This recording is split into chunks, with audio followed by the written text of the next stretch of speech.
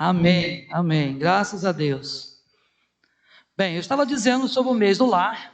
O mês do lar, nós vamos dar início às mensagens do mês do lar a partir da quinta-feira, seguindo até o primeiro domingo de junho, conforme foi falado para os irmãos. Mas já temos o nosso tema, né, famílias que influenciam a sociedade. Será que a sua família tem influenciado a sociedade ao qual nós estamos inseridos? É importante pensarmos nisso, né? Então nós precisamos ser famílias cristãs que realmente estejamos influenciando o local onde nós estamos inseridos, a nossa sociedade. E vamos estar trabalhando esse tema durante todo o mês. Todos os dias você vai receber uma mensagem lá no WhatsApp, no grupo da igreja, tá? Então, se você ainda não está no grupo, peça aí para colocar o seu nome, não é? Para falar com o presbítero Júlio, que ele pode inserir o seu nome lá, né? Então, nós vamos estar mandando essas mensagens todos os dias. E você também tem lá uma orientação para fazer o culto doméstico. Ah, meu irmão, minha irmã, não perca esta oportunidade. Pastor, mas não dá mais para reunir os filhos, eles cresceram, trabalham, vão para outros lugares, chega tarde, sai de madrugada. Irmãos, eu não sei como é que você vai fazer, mas eu sei que se você orar pedindo ao Senhor o tempo para estar com eles, Deus vai te dar esse tempo. Ainda que os seus filhos já estejam maior de idade, eu queria fazer um desafio para você. Peça para a sua família 15 minutos do tempo deles. Eu fiz isso pela manhã aqui com os irmãos. Peça 15 minutos para o seu filho, para a sua filha, para a nora, para o genro que mora no mesmo quintal. Peça 15 minutos todo dia para você orar, ler a Bíblia e cantar uma canção com eles. Você vai ver como a sua casa será abençoada. Amém? Se você quiser, faça isso. Você vai ver o que vai ser diferente, né, no final deste mês na sua vida. Quero fazer menção da vida do Lucas. Lucas, é bem-vindo, né? Irmão da irmã Juliana, está visitando aqui a família e, consequentemente, a nós aqui nesta noite. Bem-vindo, em nome de Jesus, tá bom, Lucas? Sinta-se à vontade para louvar o Senhor conosco. Algum outro visitante está conosco hoje? Que eu não conheço, porque também não conheço nem todos os membros ainda, né, irmãos? Então, tem que dar um desconto se eu achar que alguém é visitante, né? Acho que não temos, não. De primeira vez não temos mais, não, né? Que bom, Deus abençoe a todos em nome de Jesus. Abra sua Bíblia, vamos compartilhar a palavra do Senhor. Romanos 5:5, nós vamos ler a Bíblia Sagrada. Vou ler aqui em duas versões diferentes. Romanos 5:5 e também Jeremias 12:22, somente a parte C do versículo 22. Romanos 5:5 diz assim a palavra do Senhor. Vou ler primeiro na versão Almeida, revista e atualizada. Diz assim a palavra do Senhor: ora, a esperança não confunde, porque o amor de Deus é derramado em nosso coração pelo Espírito Santo que nos foi outorgado. Agora eu vou fazer a leitura numa outra versão, na NVI. E a esperança não nos decepciona, porque Deus derramou o seu amor em nossos corações por meio do Espírito Santo que Ele nos concedeu. Agora, Jeremias 12:22. Portanto, a nossa esperança está em Ti, pois Tu fazes todas estas coisas. Amém. Que o Senhor aplique esta palavra ao meu irmão, minha irmã, ao meu e ao seu coração nesta noite, em nome de Jesus. Queridos irmãos e irmãs, é importante nós começarmos a nossa fala perguntando sobre a esperança. Será que você tem tido esperança? Esta é uma palavra e é um sentimento muito falado, muito esperado, muito discutido nesse tempo de pandemia, porque muitas pessoas perderam a esperança. Algumas pessoas perderam a esperança no governo, já há muito tempo, quem sabe. Outras pessoas perderam a esperança nos médicos, na medicina. Outras pessoas perderam a esperança na própria vida. Outras pessoas até mesmo perderam a esperança no próprio Deus. Outras perderam a esperança de salvação. Então a esperança é algo muito importante, que a Bíblia diz que esperança que se vê não é esperança, pois como você pode esperar algo, né? Como você pode esperar algo que você está vendo? Então, é importante nós observarmos o que é esperança para nós. Será que você tem tido expectativa de alguma coisa? O crente deveria sim e deve ter uma expectativa, uma esperança de que um dia vamos morar no céu com o Senhor. Um dia, disse o apóstolo Paulo, escrevendo aos Tessalonicenses, na primeira carta, no capítulo 4, dizendo que estaremos para sempre com o Senhor. Então é importante demais, meu irmão e minha irmã, nós não perdemos a esperança, nós não deixarmos a nossa esperança esmorecer, porque a esperança é tudo que nós temos de bom. Porque é através da esperança que nós então podemos confiar no Senhor e entender que Ele um dia virá nos buscar. E segundo nós cantamos de vez em quando na igreja, ó que dia glorioso este dia há de ser, quando o som da trombeta ecoar. Pastor, mas será que vai ter esse negócio de som de trombeta mesmo?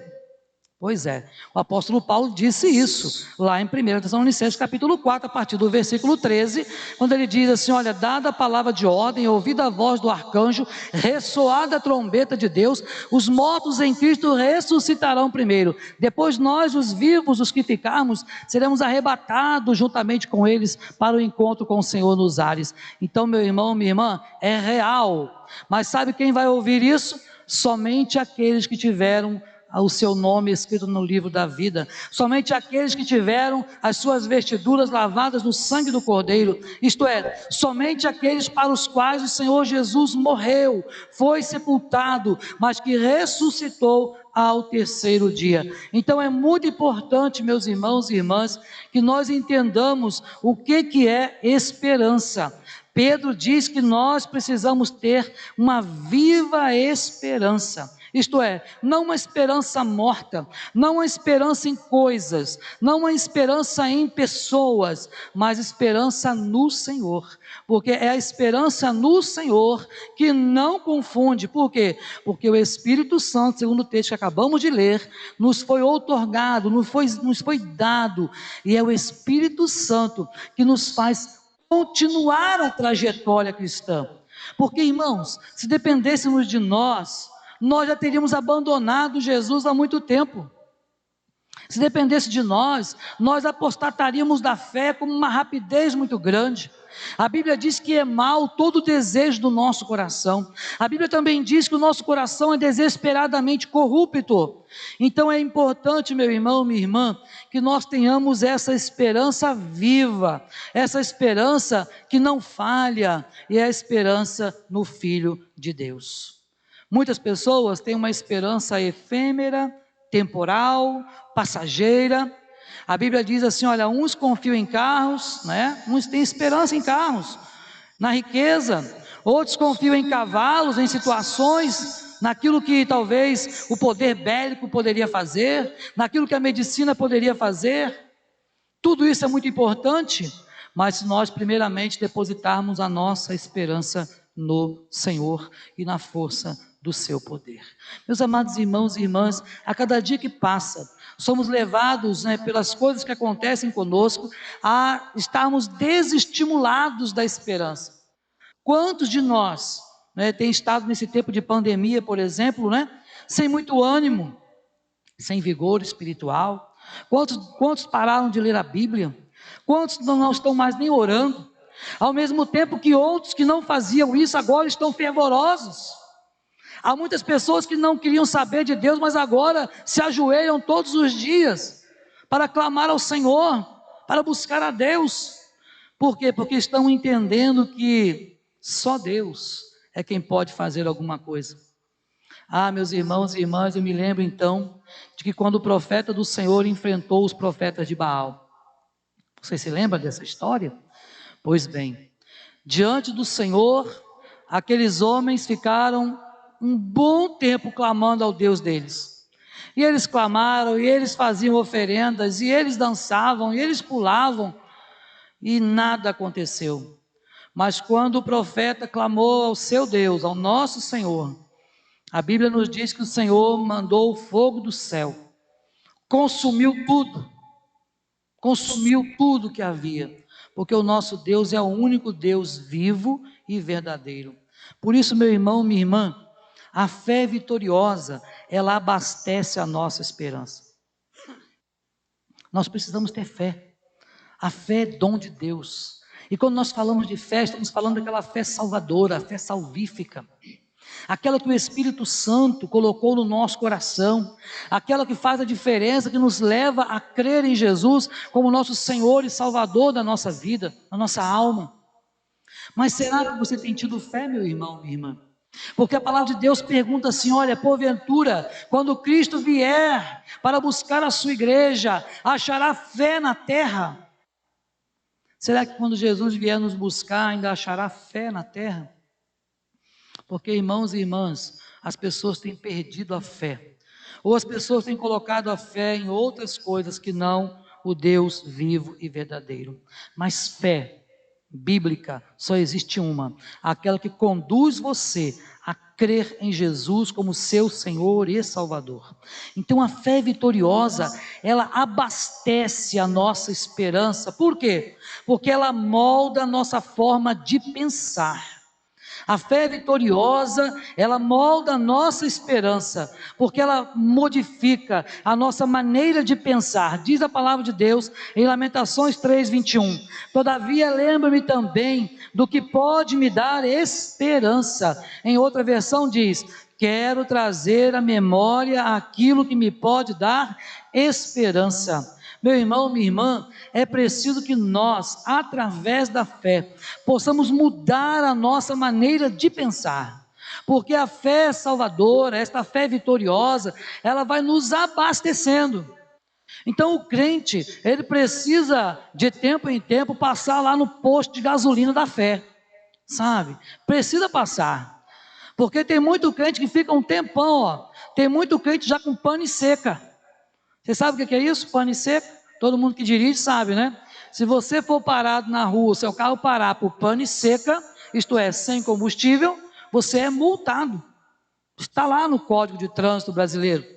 Então nós não podemos também, de modo espiritual, deixarmos de ir à fonte que jorra água viva, que é Jesus. Jesus, falando à mulher samaritana, disse: se você beber da água que eu lhe der, jamais você terá sede. Mas tem muito crente, irmãos e irmãs, morrendo de sede ao lado da fonte. Então é preciso mudança no nosso modo de pensar. A fé também exige um exercício de reflexão, exige um pouco de esforço mental, para que você possa mudar de atitude. Porque, irmãos e irmãs, é muito fácil ficar prostrado. É muito comum pessoas ficarem prostradas, não se importarem: tá bom desse jeito, tá ótimo, tá maravilhoso. Só que é preciso exercitar a nossa vida.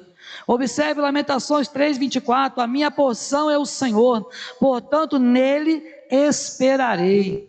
Irmãos, a nossa esperança tem que estar no Senhor dos Exércitos, mas é a fé vitoriosa que abastece a nossa esperança, e fazendo assim, ela vai moldando a nossa forma de pensar, isto é, você vai passando a pensar nas coisas que são do alto, sabe? Tiago disse isso, Paulo também, escrevendo aos Filipenses, disse isso. Olha, se você vai pensar em alguma coisa, Paulo dizia: olha, você tem que pensar naquilo que é bom, que é puro, que é amável, que é de boa fama, que tem virtude. Agora, infelizmente, irmãos e irmãs, os nossos pensamentos têm sido ocupados com tantas coisas ruins. Não estou falando aqui que você tem que fazer negócio de pensamento positivo, isso não adianta nada. Você sentar lá de perna cruzada, com a mãozinha assim, e ficar fazendo isso não vai resolver o seu problema, sabe? O que vai resolver o nosso problema é estar com Jesus no coração, o tempo todo, nos alimentando dele. Então, meu irmão, minha irmã, cabe uma pergunta para você aqui agora: o que está dentro da sua mente? O que tem ocupado a sua mente? Pode observar, as pessoas que elas tiram a própria vida, via de regra, né, pelo menos os mais abastados financeiramente, são encontrados lá nos seus apartamentos de luxo, geralmente com uma música tocando, aquelas músicas bem melancólicas, né? E a pessoa fica lá ouvindo aquele negócio ao ponto que tira a própria vida. Meu irmão, minha irmã, é preciso nós ocuparmos as nossas mentes com as coisas que agradam ao Senhor, com aquilo que pode nos trazer esperança. E o que pode nos trazer esperança é o nosso lugar que está preparado lá no céu. Amém? O nosso lugar está preparado no céu, e isso nos traz esperança. Mas a fé vitoriosa, ela abastece a nossa esperança, porque também nos gera certeza de paz em meio às provas. Quantas provas temos passado? Eu costumo, quando vou em alguma situação de velório, e a primeira fala que eu digo é: olha, palavras não resolvem nesse momento. Palavras não resolvem. Eu me lembro sempre dessa canção, talvez antiga, talvez alguns vão lembrar, que diz isso: há momentos em que as palavras não resolvem, mas um gesto de Jesus demonstra amor por nós, sabe? Então, há momentos que palavras não vão resolver, mas como que o crente consegue ter paz até nesses momentos?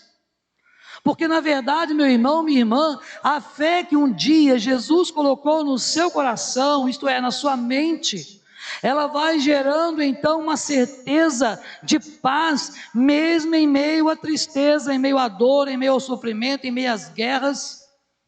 Às vezes achamos que ter paz é ausência de guerra, é ausência de calamidade, é ausência de problema.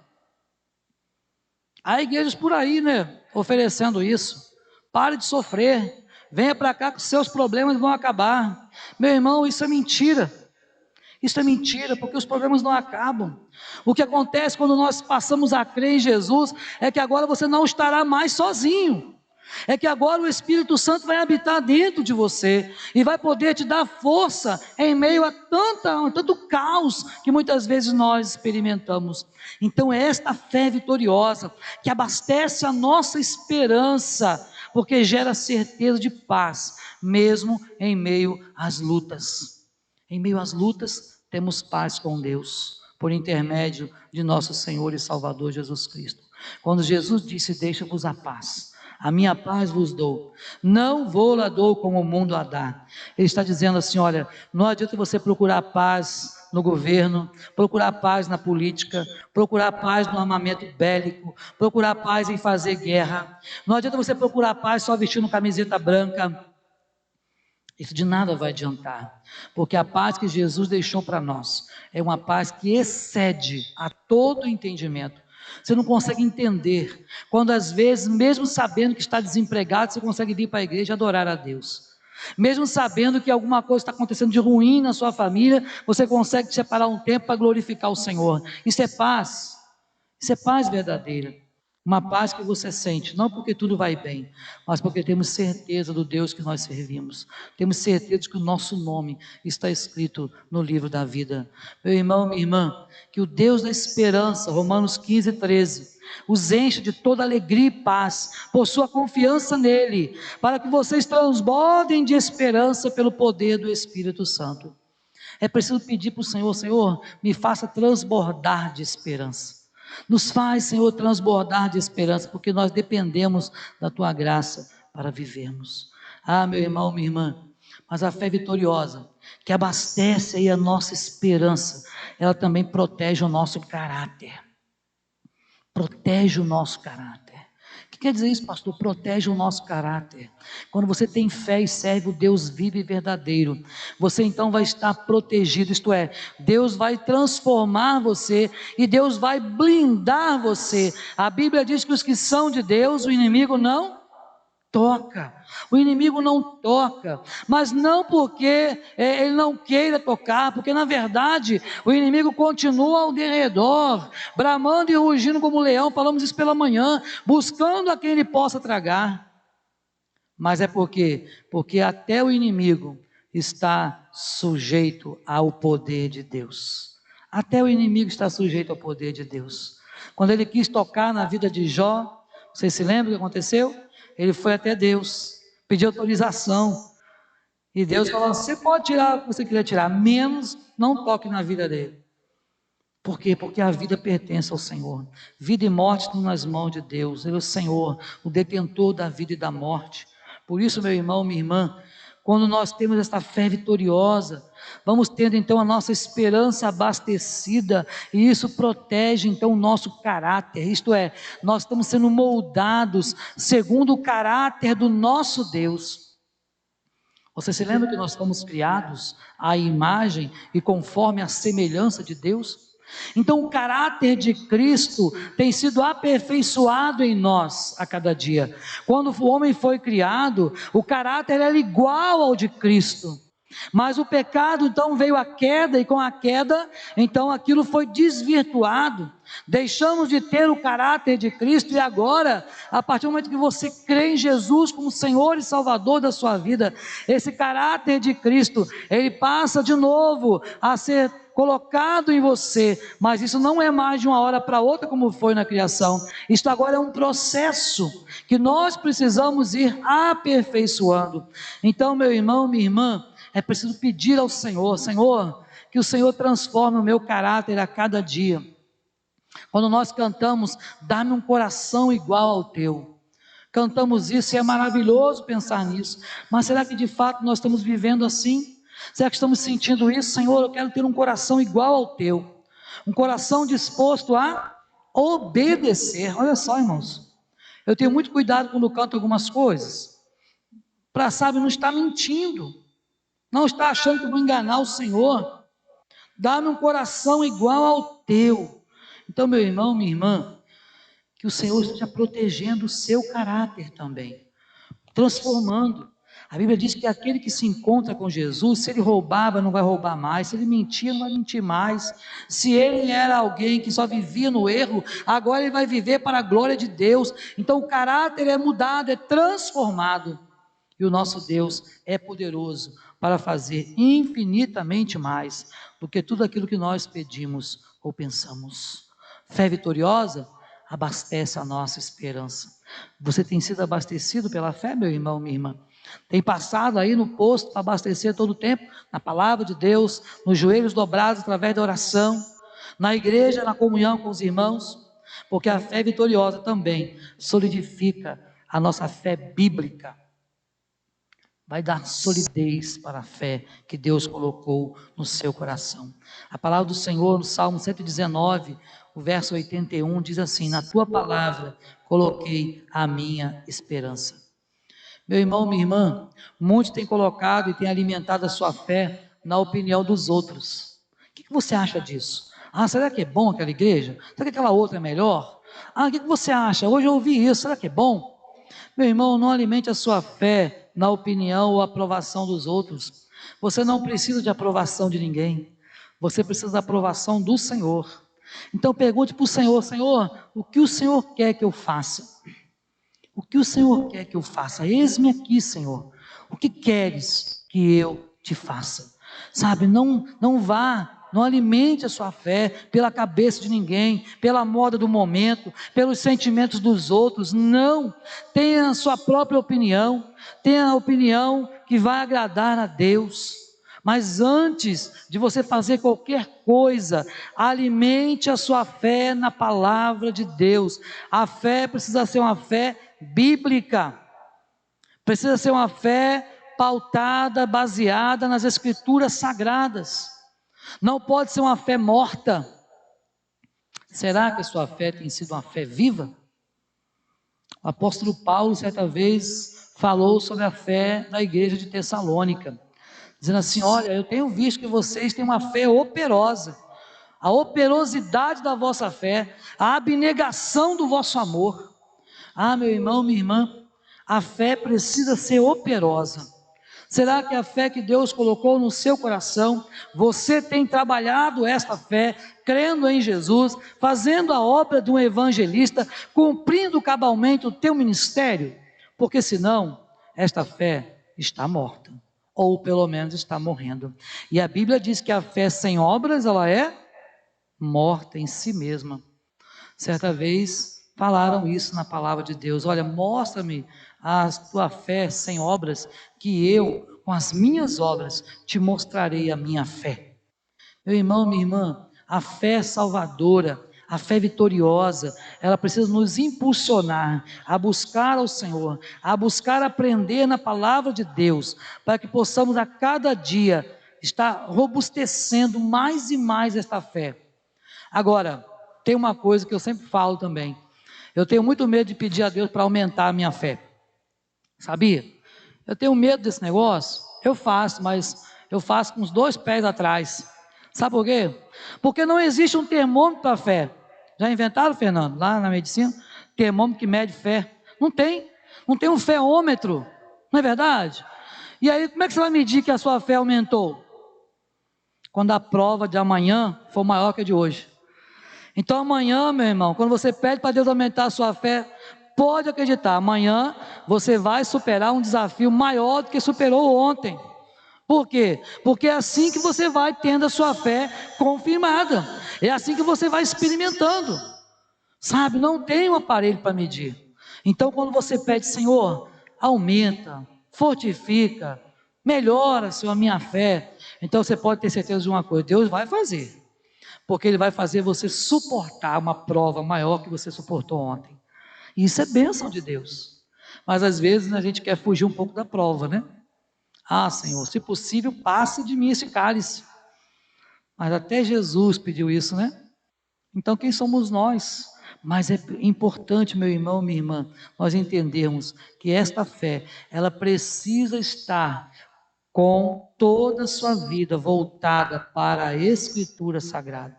É através da palavra de Deus que você vai crescendo na graça e no conhecimento da palavra.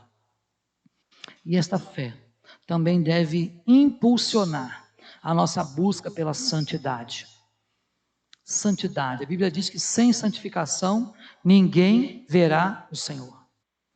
A busca pela santificação é algo que cada crente precisa saber e precisa fazer. Porque se você não buscar a santificação, se você não estiver com uma vida de santificação, quando Cristo chamar você, seja pela morte, ou seja através da vinda de Jesus para buscar a sua igreja, então meu irmão, minha irmã, não verá o Senhor. A Bíblia diz que sem o derramamento de sangue, e sem arrependimento, não vai haver remissão de pecados. O sangue já foi derramado, é o de Jesus na cruz do Calvário, que continua sendo suficiente ainda hoje. Mas é preciso que eu e você nos arrependamos, confessemos os nossos pecados todo o tempo diante do Senhor e peçamos ao Senhor: Senhor, purifica-me. Purifica a minha vida, purifica a minha alma, purifica o meu ser, Pai, para que eu tenha cada dia mais santidade diante do Senhor. Esta fé precisa impulsionar a sua vida de santidade, mas também esta fé precisa motivar você a uma busca por renovação. 2 Coríntios 4, 16 e 17 diz assim: por isso não desanimamos, embora exteriormente estejamos desgastados, olha só que interessante, interiormente estamos sendo renovados dia após dia, pois os sofrimentos leves e momentâneos estão produzindo para nós uma glória eterna, que pesa mais do que todos eles. Meu irmão, minha irmã, os sofrimentos que nós passamos agora, às vezes nós não entendemos, mas a Bíblia diz que entenderemos mais tarde, no porvir. Sabe? Então, se você não entende por que a pandemia, Senhor, se você não entende por que tanto sofrimento, Senhor, se você não entende, Deus, por que tanto desemprego, Senhor, por que tanta violência, Senhor, saiba que algumas coisas você não vai entender mesmo agora, mas você vai entender mais tarde, quando o Senhor estiver com você frente a frente. Muitas coisas serão descortinadas para nós. Então, meu irmão, minha irmã, lembre-se, esta fé vitoriosa em Cristo, ela te eleva e não te aprisiona, sabe? Nós não pregamos uma fé que aprisiona ninguém, pelo contrário, a fé em Jesus, ela liberta, ela te eleva à presença do Senhor, mas é preciso que você então busque esta renovação todos os dias, porque não é fácil, meu irmão, minha irmã. Por isso que alguns profetas sofreram tanto, mas eles buscaram no Senhor um refrigério. Profetas foram cerrados ao meio, outros mortos ao fio da espada, outros foram crucificados de cabeça para baixo. Mas uma coisa nós sabemos: em tudo, eles também e nós somos mais do que vencedores por meio daquele que nos amou. Então, meu irmão, minha irmã, se hoje estamos andando aí com uma fé aliada às vezes a um espírito de derrota, muito crente vivendo no espírito de derrota, de fracasso, de medo, sabe? É um derrotismo tão grande nos tempos atuais. As pessoas, mesmo sendo crentes, dizendo que são crentes, mesmo tendo sido lavados pelo sangue de Jesus, mas mesmo assim, pessoas que estão a todo momento se sentindo fracassados, derrotados, tudo na minha vida não dá certo, eu não presto para nada. Meu irmão, minha irmã, lembre-se, se teu pai e tua mãe te desampararem, o Senhor te acolhe. É isso que a palavra de Deus diz. Nunca te deixarei, nunca jamais te desampararei. Esta foi a promessa do Senhor para cada um de nós. Então, meu irmão, minha irmã, lembre-se do que disse Jesus: todo aquele que pede, recebe, o que busca, encontra, e aquele que bate, as portas se abrem. Então, meu irmão, minha irmã, continue firme na esperança. Hoje é dia de esperança para a sua vida. Hoje é dia de você renovar a sua esperança. Hoje é dia de você renovar a sua vida. Permaneça na esperança. Creia que Jesus continua no controle. Se você ainda não entregou a sua vida a Jesus, faça isso. Faça isso. Sabe, se você ainda não crê especificamente na graça de Deus, sabe, no cuidado de Deus na sua vida, creia, porque Ele continua no controle. O nosso Deus não abriu mão do timão do nosso barco, sabe? Ele continua dirigindo, Ele continua governando os seus, Ele continua com mão forte, com braço estendido, e a Bíblia nos diz que a mão do Senhor não está encolhida, que Ele não possa salvar, e nem surdo o seu ouvido, que Ele não possa ouvir a oração que se fizer neste lugar. Por isso, meu irmão, minha irmã, entregue a sua vida nas mãos do Senhor, confia nele, e o mais Ele fará. Amém? Deus te abençoe em nome de Jesus, a viver desta forma, agradando ao Senhor em tudo na sua vida.